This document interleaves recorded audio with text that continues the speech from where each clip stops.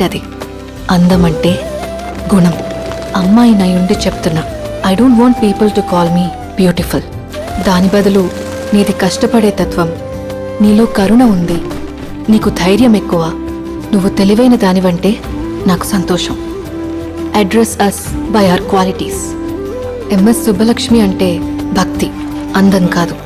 Mother Teresa అంటే కరుణ, అందం కాదు. ఐన్ ర్యాండ్ అంటే తత్వం, అందం కాదు. సరస్వతి అంటే విద్య, దుర్గా అంటే ధైర్యం, గౌరీ అంటే తపస్సు, లక్ష్మి అంటే శుభం. ఇలా ఏ దేవతనైనా ఆమె క్వాలిటీస్ కోసమే పూజిస్తారు, ఆమె అందం కోసం కాదు. నీ గుణాలే నీ సంతకమవుతాయి, నీ అందం కాదు. అందుకే ప్రపంచము మగాళ్ళలో కాదు, ఆడదే ఆడదాన్ని అందాన్ని దాటి చూసుకోగలగాలి.